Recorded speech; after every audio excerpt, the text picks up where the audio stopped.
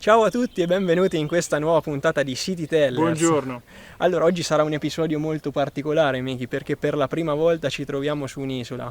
Siamo infatti all'Isola Maggiore, che è una delle 3 isole del lago Trasimeno, la seconda per estensione dopo l'isola Polvese, mentre la più piccola è l'isola Minore, un'isola che non è nemmeno attraccabile. All'Isola Maggiore si arriva molto facilmente da Tuoro sul Trasimeno, da Passignano o anche da Castiglione del Lago. Oggi l'isola conta, secondo gli ultimi dati, circa 15 abitanti e ha un'estensione di 2 chilometri. È molto suggestiva anche dal punto di vista naturalistico, dopo lo scopriremo bene insieme.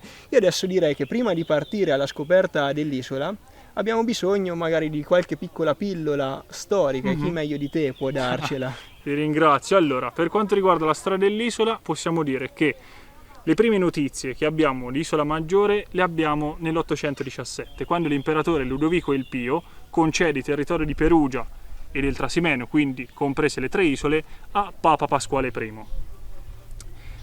Diciamo che Isola Maggiore da qui in poi sarà strettamente legata alla città di Perugia, tant'è che nel 1117 si pone sotto la sua giurisdizione e nel 1411 anche a Isola Maggiore arriva un personaggio che ormai è una costante di ogni video dei City Tellers, Esatto. ovvero Braccio Forte Braccio, Sì. che anche qui mosse guerra. Successivamente poi nel 1578 la popolazione di Isola Maggiore raggiunse il massimo, circa 600 abitanti, quindi ben più rispetto ai 15 odierni, e soprattutto nel 1803 da Perugia passa sotto la giurisdizione di Castiglione del Lago, ma gli abitanti a gran voce chiesero di passare sotto Tuoro, cosa che avvenne nel 1875 e che Ok, continua. ancora oggi Esatto. continua perché fa parte del comune di Tuoro, Isola Maggiore. Un'ultima pillola riguarda un episodio eroico della storia di Isola Maggiore, un episodio che avvenne nel giugno del 1944, quando Don Ottavio Posta, il parroco dell'isola, e alcuni pescatori trasportarono di nascosto e nottetempo 22 ebrei da Isola Maggiore verso la località di Sant'Arcangelo. Ok. Questo perché? Perché la località di Sant'Arcangelo era stata una delle prime località liberate dagli anglo-americani e in questo modo gli ebrei sarebbero stati al sicuro dai nazisti. Per questo Don Ottavio Posta è stato successivamente, molti anni dopo, premiato con la medaglia d'oro al valore civile e in particolare anche con il titolo di Giusto tra le Nazioni, un riconoscimento che viene dato a tutti coloro che hanno salvato gli ebrei durante la seconda guerra mondiale. Un riconoscimento ad esempio che ha anche Gino Bartali, per esempio, o Perlasca, tanto per citare Ok. altri 2 italiani. Benissimo, Miki, grazie per queste bellissime pillole storiche. Adesso noi partiamo alla scoperta dell'isola, ma prima abbiamo un ospite Sì. che oggi ci racconterà come si vive su un'isola, in particolare su questa. Quindi venite con noi perché andiamo a conoscerlo. Allora, eccoci, avevamo promesso l'ospite di giornata, siamo con il signor Rolando, che è un po' una Sì. memoria storica anche, no? Diciamo, dell'isola, un abitante... Ma un abitante dell'isola, sì, però sono uno degli ultimi, perché persone anziane come me non sono rimaste poche. Insomma, ecco. Allora, noi ci abbiamo qualche domanda, perché noi ovviamente veniamo dalla terraferma, quindi più di tanto nemmeno ci possiamo rendere conto di com'è vivere qui sull'isola, com'è proprio starci tutti i giorni e anche come la viveva magari da ragazzo, da bambino, andando a scuola. Da ragazzo eravamo molta più gente, la cosa era molto migliore. Adesso siamo rimasti 12 persone e più che viverci è una tristezza continua durante l'inverno specialmente, che non puoi più parlare con nessuno, solo con la famiglia, insomma, ecco. Il discorso è questo qui, vivere in un paese con poche persone c'è una tristezza, insomma. A me mi viene proprio la tristezza di essere solo. Ho capito. E quando andava a scuola ci andava qui sull'isola oppure andava... Sull'isola, sì, ho fatto fino alla quinta elementare. E quanti eravate dei ragazzi? Ragazzi, eravamo fra piccoli e grandi, eravamo su 23-24 ragazzi. Si andava a scuola la prima e la seconda, si andava al mattino, e la terza e la quarta e la quinta si andava al pomeriggio. E vi capitava anche di andare magari a Tuoro oppure da qualche altra parte, cioè vi spostavate anche da qui, capitava Sì, insomma durante, come no, come no. durante il giorno? Ora ce sono i battelli, ma prima avevamo le barche per conto nostro e ci si muoveva per conto nostro. Cioè prima uscivate per- anche per fare la spesa, un po' queste le cose principali come per... no, come no. Prima si andava a fare la spesa fuori e dopo è venuta qui un negozio di generi alimentari che sono i Silvi e praticamente si andava sull'isola a fare la spesa. Ho capito. Però ci si andava con le barche, prima a remi e poi a motore. Poi ci hanno parlato un po' che lei faceva il pescatore. Ho fatto il pescatore per 50 anni. Ah, senti un po'. E com'era un po' la vita anche La del vita pescatore? era dura. Quando ha iniziato a fare il pescatore? A che età? Avevo 14 anni 14 anni. e ho finito a 64. È una carriera... Cioè ho smesso di fare il pescatore a 64 anni perché avevo avuto dei problemi e allora praticamente mi era morto il compagno di barca perché si pescava in due e da solo era difficile vivere, praticamente pescare da solo. Capito. Un'altra domanda, c'è un luogo qui sull'isola che magari a cui è molto legato, dove ogni tanto si ritrova ad andare, magari che le ricorda anche qualche momento del passato? Non ci sono... praticamente l'isola è questa. Quindi la via principale era un po' il cuore sì, dove si via era svolgevano anche questa, tutte le... avanti, indietro, sempre qui. Quando c'era il castello si poteva andare al castello, ma se no praticamente la vita si svolgeva tutta sulla via Guglielmi, insomma. che era... E io invece ho una piccola curiosità, ho visto una targa con scritto in su e in giù. Che cosa significa? Significa, come dicevo alla signorina prima, che durante la festa del Corpus Domini si facevano delle ghirlande, come fanno a Spello, e si faceva la ghirlanda in su e la ghirlanda in giù, praticamente da insuesi e ingiuesi.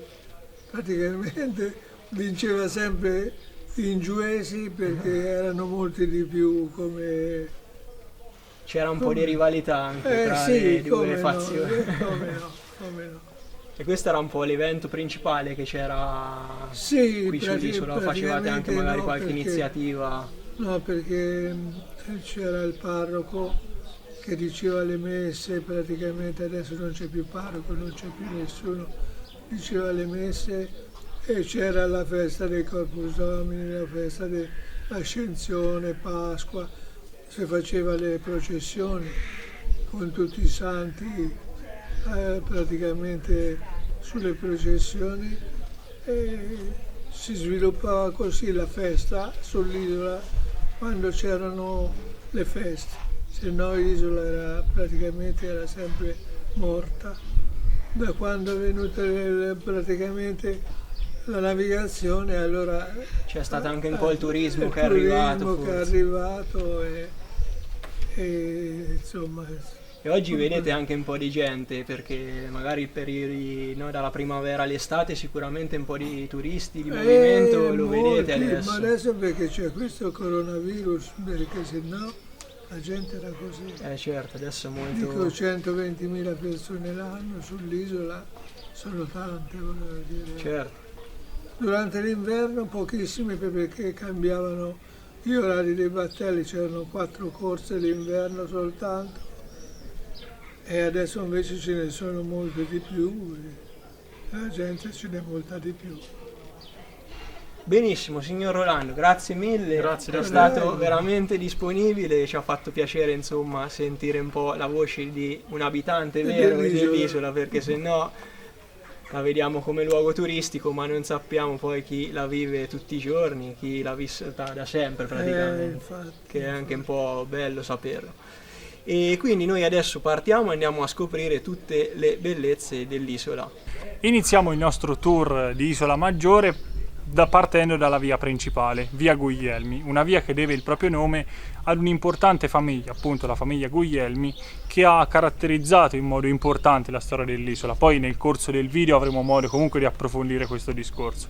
Siamo qui però per parlare di diversi punti di interesse e il primo tra questi è sicuramente la casa del capitano del popolo. Questo edificio è un edificio risalente al XIV secolo e probabilmente deve il suo nome alla presenza di un personaggio che ha ricoperto la carica appunto di capitano del popolo nelle istituzioni comunali perugine. Questo sta ancora una volta a sottolineare il forte legame che c'era tra la città di Perugia e Esatto, Isola Maggiore. Esatto. Un'altra piccola curiosità, questo palazzo presenta un grande orologio sulla sua facciata, un orologio installato nel XVIII secolo che dà anche il nome al palazzo, perché questo palazzo è conosciuto anche come palazzo dell'antico orologio. Ok, io invece vi parlo di un altro punto di interesse che sorge proprio a breve distanza, che è il palazzetto medievale risalente al XIII secolo, che si configura esternamente con un aspetto tipicamente medievale su 3 livelli.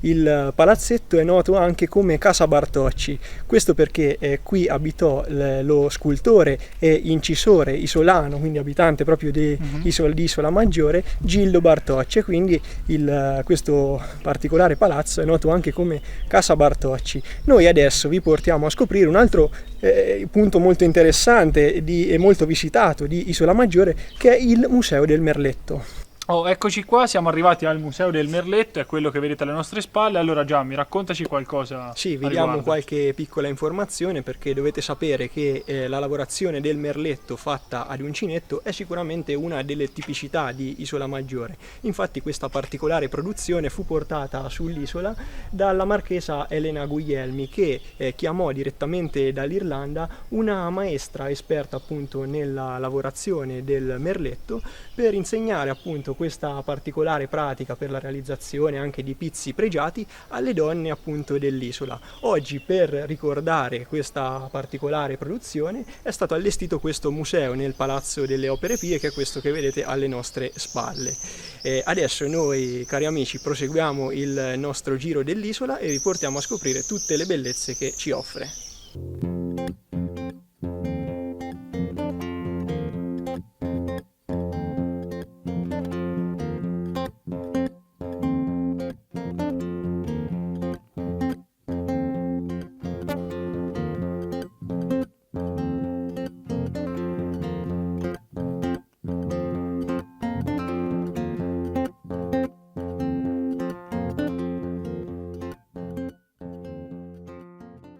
Allora, un altro personaggio molto interessante legato ad Isola Maggiore è sicuramente San Francesco. Questo perché il santo d'Assisi passò qui la Quaresima nel 1211 e ci sono oggi sull'isola 3 punti che ricordano proprio la sua presenza. Il primo è rappresentato da questa cappella che vedete alle nostre spalle, che era il punto in cui San Francesco proprio scavò una fonte con le sue mani. Poco più in alto troviamo invece un'altra piccola cappella che ricorda invece quello che era il suo giaciglio nel periodo appunto di Quaresima, e infine proprio davanti a noi c'è lo scoglio che fu il primo luogo, diciamo, d'approdo di San Francesco sull'isola.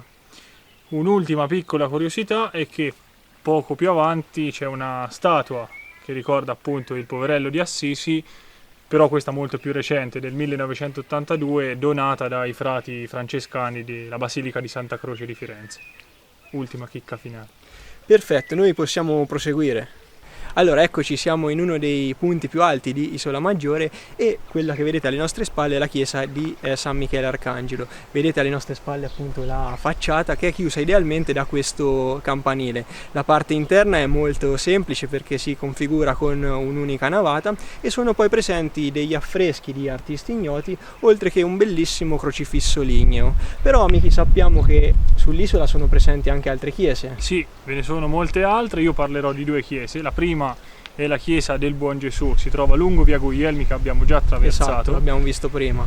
È una chiesa del XV secolo di stile neobarocco, al cui interno possiamo trovare delle tele di Tuono Anton Maria Garbi e del Giorgetti, mentre l'altra chiesa di cui vi parlo è la chiesa di San Salvatore. È una chiesa sulla cui facciata è presente anche, si intravede lo stemma dell'imperatore Federico Barbarossa, ma che al suo interno ha perso i suoi dipinti. Vi sono conservate però 2 statue lignee, di cui una è proprio di San Francesco, che abbiamo. Esatto. Va bene, noi proseguiamo.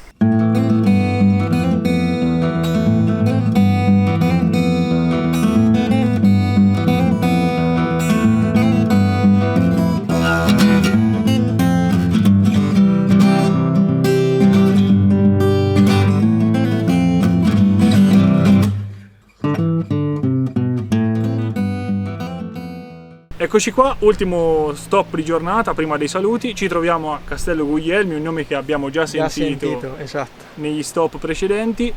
Questo castello, che è ben visibile soprattutto arrivando via Battello ad Isola Maggiore, è stato costruito nel 1887 dal marchese e senatore Giacinto Guglielmi. Il castello è rimasto di proprietà della famiglia Guglielmi fino al 1975 circa, e al suo interno era possibile trovare una collezione d'arte molto importante, armature, tutto quello che insomma un castello possa avere, insomma. È stato costruito in stile neogotico. Ah beh, adesso che dici neogotico, allora mi crei un rimando anche a quelli che forse sono stati i modelli di, sì, di questo castello, perché probabilmente c'è stato proprio un riferimento al castello di Miramare a Trieste e ai fiabeschi castelli della Baviera, insomma, sì, quindi questi potrebbero essere i riferimenti anche di Castello Guglielmi. E noi adesso Inoltre, piccola curiosità storica, ad Isola Maggiore ha soggiornato anche una regina d'Italia, in particolare la regina Elena, quindi Elena del Montenegro.